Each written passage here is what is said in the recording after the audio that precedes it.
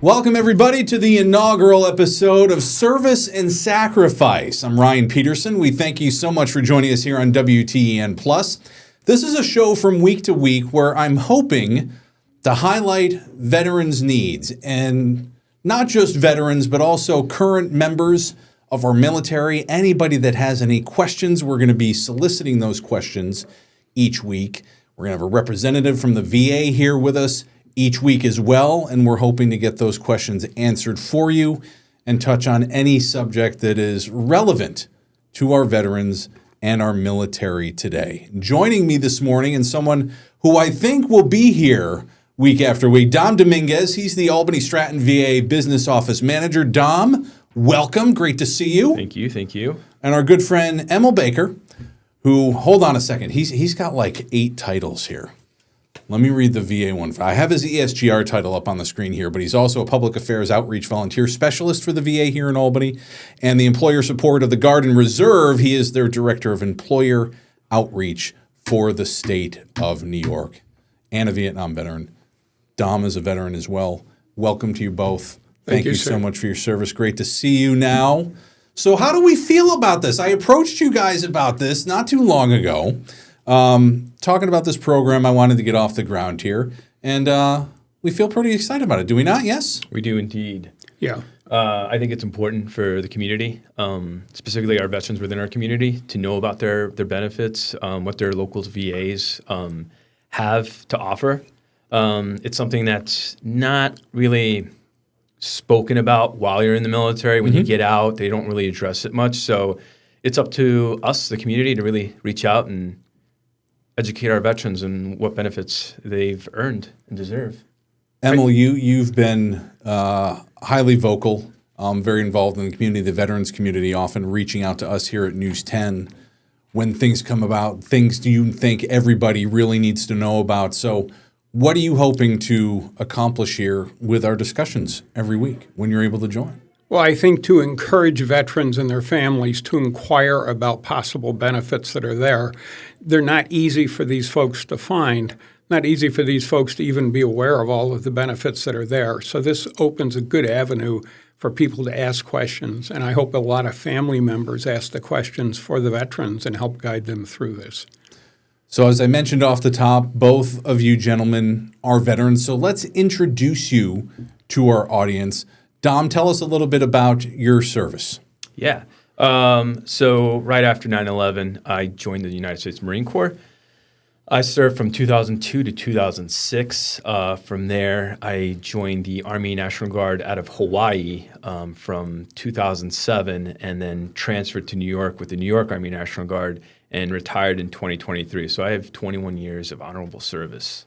And we thank you so much for that. And real quick, what do you do? The business office manager at the VA, you're responsible for exactly what? So we're responsible for a lot of things, particularly enrollment, eligibility, transportation, different types of benefits, insurance, everything you could think of for a veteran coming into the VA for the first time. It goes right through the business office.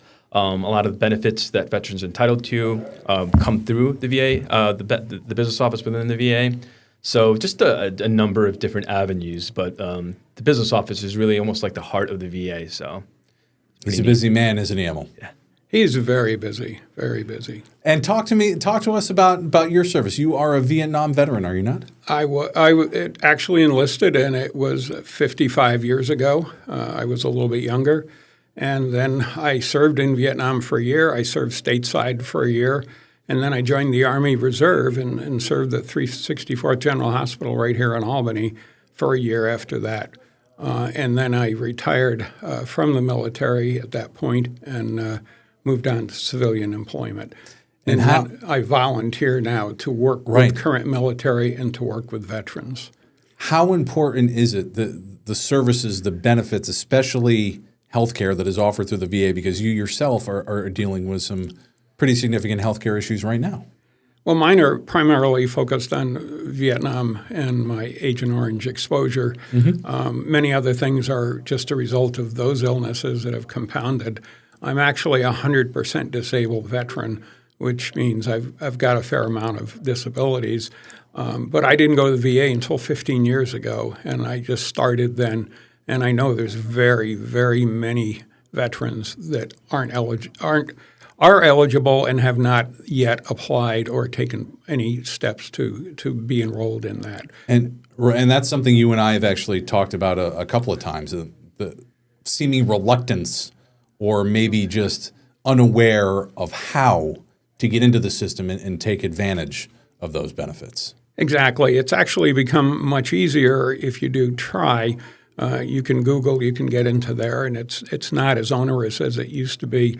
But what I try to tell everybody is you're not only helping yourself by taking advantage, but every veteran that signs up with the VA builds the number of patients the VA has and gets them more operating money, and actually will help all veterans because they have the resources to handle more people.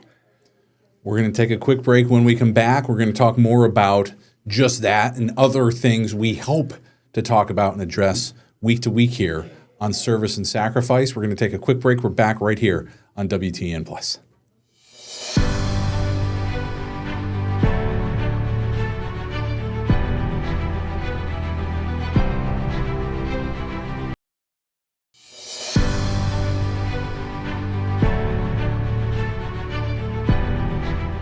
Welcome back to Service and Sacrifice. I'm Ryan Peterson here with you on WTEN Plus, joined by Dom Dominguez, Emil Baker for this pilot episode. Gentlemen, we were talking a few minutes ago as we introduced the both of you, talked a little bit about your service. And Emil, you started to get into services, especially when it comes to healthcare through the VA.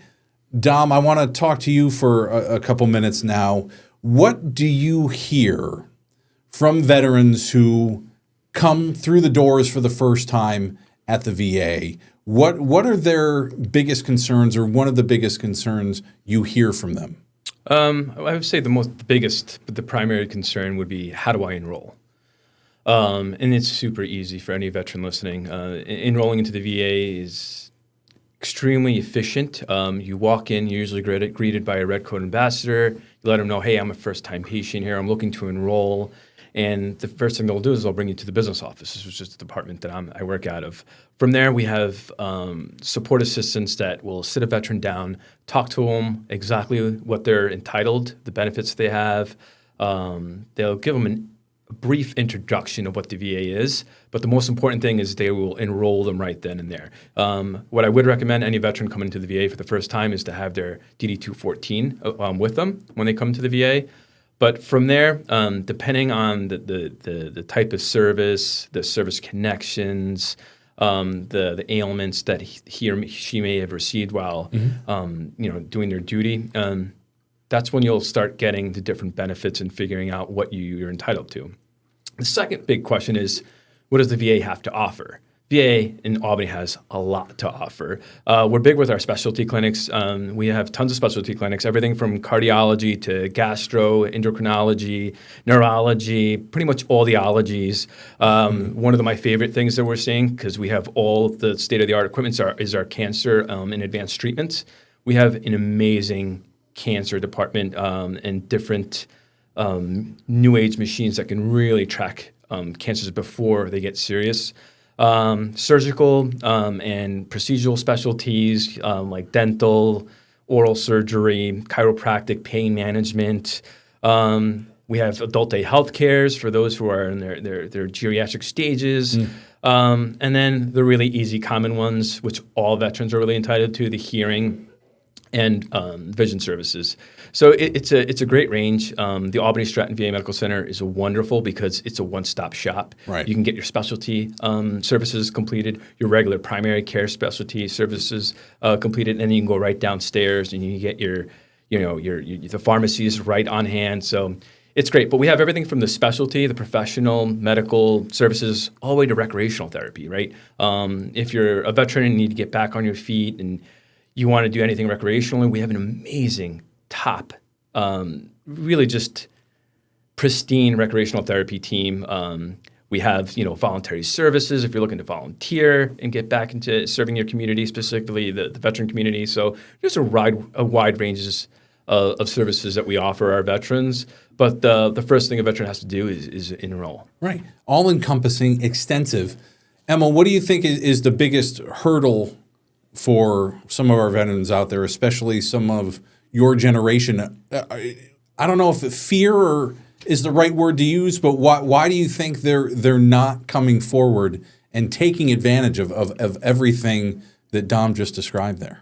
Well, part of it, I'm sure, is the feel that this is going to be very technically involved for them, that they're going to have to do apps, they're going to have to do a lot of this registration themselves, and that in itself is not true. That it's all done for them or with them, and it's become, I think, no more difficult using a computer the way it's been so simplified.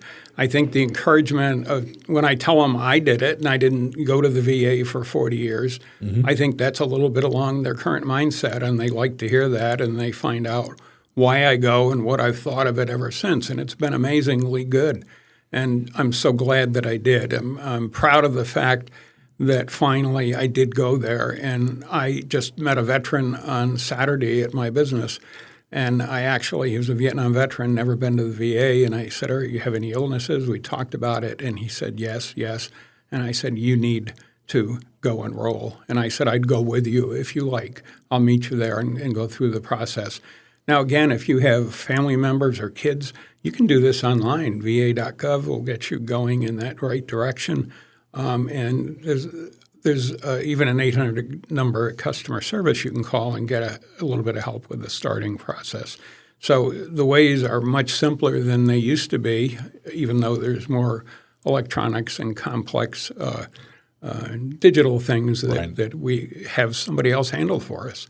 But we just have to convince them that it's going to be an easy process and say that is why I did it. That's why so many veterans do it, and encourage them and their families to proceed with this. The help is there, and that's exactly what we want to accomplish with this show week after week. There's going to be a lot to talk about. We've got some more to talk about this week. We're going to take another quick break right here on Service and Sacrifice, and we'll be back with you on WTEN Plus right after this.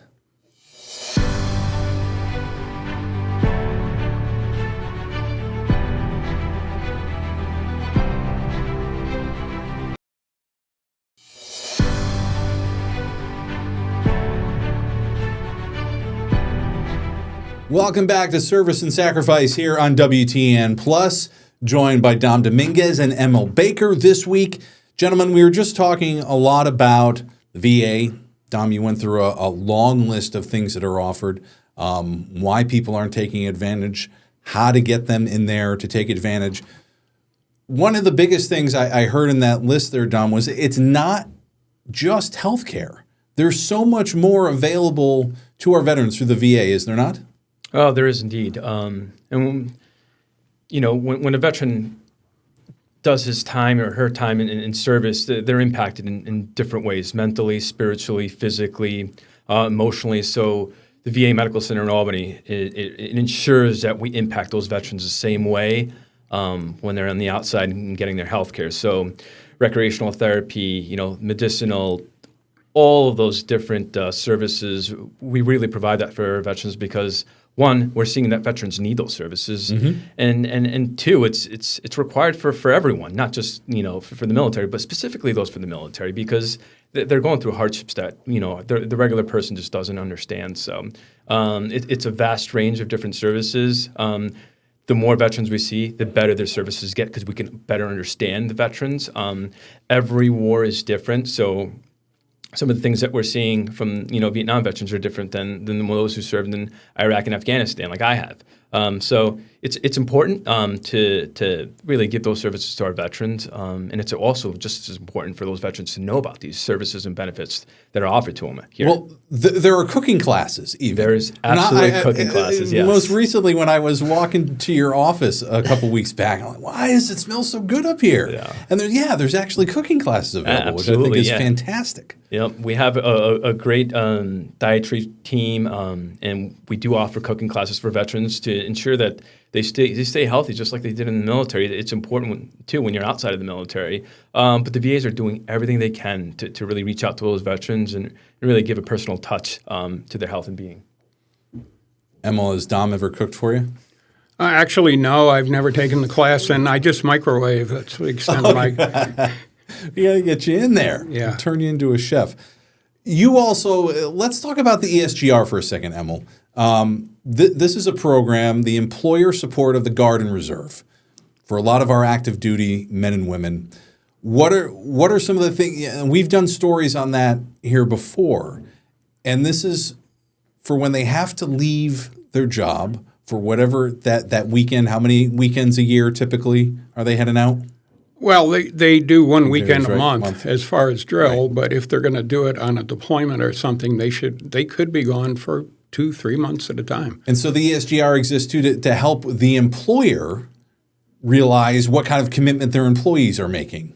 Exactly. With this, right? Yeah. Exactly. So talk me through that a little bit. Well, they generated a new law back in the late 70s, and it's called the USERRA law, and that mandated that, in fact, employers had to give them ability to go to their drills and return back to employment when they were done. When I was in the reserves, no one would hire you if you were in the reserves because they didn't want to let you go off to drill, and they didn't have to. So when that changed, then again, these folks had rights that were guaranteed by law, and we educated, and they're educating employers that this is a fact of life. But I think one of the things the employers have found out that these Guard and reservists are some of the best employees in the world because of their training and their military mindset and diligence. And once they get them in there, they're very valued as employees. Dom, I think you said to me once, a veteran is ready to go right out of the box. I forget exactly how you put it. Yeah, so it's, I mean, almost right? Veterans have this distinct types of leadership that sometimes their civilian counterparts don't have, right? So when you think of a veteran, you think of them as almost like somebody with a belt, and within that belt they have all these different leadership traits. They're really good at teamwork. They're really good at taking the lead on certain projects. They're really good with accountability. They'll never be late. There's so many different principles and behaviors that we learn in the military that really take us far in the civilian work settings. So it's really great when you do hire veterans, specifically reservists too, just because they're kind of juggling two different lives as reservists, right? They have their civilian entity and then the military, and they have to combine those. So when you're really hiring these veterans and these reservists, you're really getting some good pickings from them. So, and Emil, the ESGR also offers folks courses on how to, once they do leave the service, start and operate their own business. Is that correct? That's actually through the SBA. It's done through a TAPS program, Transition Assistance Programs, and it teaches not only the Guard and Reserve, but also active duty military. As they're exiting, if they want to open their own business, it's called Boots to Business, and those courses will give them a good overview and get their foot in the door for setting up a business, because you don't want to start a business without a good working knowledge. And these guys that are in the military, they all have the work ethic. They all have the ability to follow orders, but they got to get that little bit of introduction to the civilian and business life. Now, you operate your own business now. Was anything like that ever offered to you back in the day? Absolutely not. Yeah. There was no way. I worked at a corporation for 20 years, and that taught me how to run an operation, but not a small business. And it's especially concerning these days with small businesses doing well or having issues. AI is coming. How many businesses are going to be changed with that? And so people have to look and say, what is the next step for this whole industry? And I want to be a subject matter expert, but I want to choose something also that's going to maintain itself throughout 20, 30, 40 more years of a product and being delivered. All right. When we come back, we're going to take one more quick break. When we come back, we're going to recap a little bit. We're going to talk a little bit about questions we will pose to everybody week after week here on Service and Sacrifice. And we'll wrap things up with Dom and Emil. Thanks for watching WTEN Plus. We're back right after this.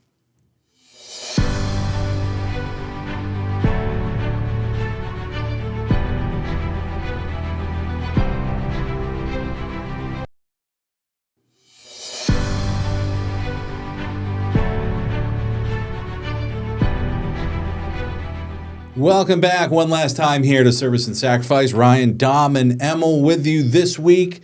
Gentlemen, it's been a pleasure talking to you this week.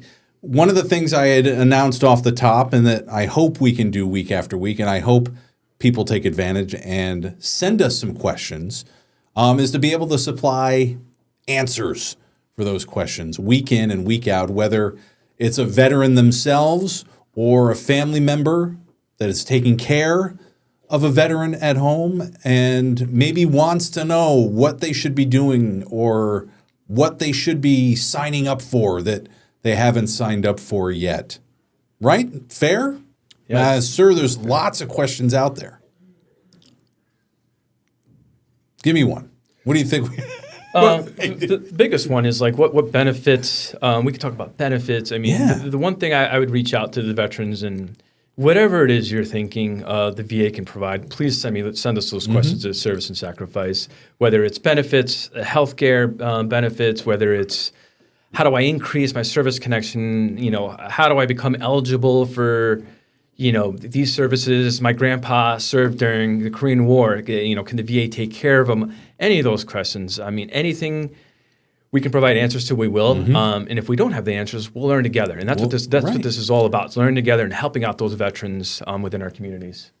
And I'm going to hope that many, many questions come in from non-veterans, the family members, or even friends trying to understand what these folks could do to benefit themselves. And it's not just about if you're disabled and getting compensation money, although that's tax-free and can be quite valuable. It's important that they know what the next step is because illnesses from within the military aren't just one and done. They progress and become usually a little more complex. So you have to start it somewhere. But again, I think grandchildren, children, spouses, call in with the questions and we'll give you the answer and tell you how to proceed and to get them to get the help. It'll be real easy. I don't have the full screen board to put up. I haven't had it made just yet, but it's easy. You're going to email me those questions, and it's rpeterson@news10.com, news10.com. You're going to email those questions into me, and we'll pick one out each week. If there's a couple that have a more simple answer, we can get to a couple week in and week out, but we're definitely going to get to at least one of those questions every week. So how do we feel about this first episode so far? How you guys feel? You feel good? I think it's great. Yeah. I think it's wonderful. I know Emil was super nervous. He almost didn't even make it in the building. Well, yeah, it's the incline out front. Yeah, but it is. I think this is a good opportunity. As long as people get to hear this, this is really going to open a lot of eyes and get a lot of responses. Yeah, absolutely. Yeah. And a big thing, too, is depending on the questions we get, we may bring a subject matter expert to that. If it's a benefits question, I'm sure I can get a hold of a benefits officer that can help with that. So depending on the severity of the questions, I am looking to bring an expert to that. Excellent. And we're also going to have some special guests, too. I've already got some things I need to put on the calendar for some fundraisers for some different organizations that are out there. I know some folks have wanted to come in and talk about that. Also would love to get in here on occasion some of our members of the VFWs and local groups out there as well to come in and talk about the things that they're out and doing in the community, which we know is wonderful as well. And parades and all kinds of stuff. Yeah, and that's another thing, too, is our community veteran service organizations, they're just as important as the VA Medical Center. I mean, they're an outreach and an outlet for our veterans. They reach out, they know them, they're surrounding by them.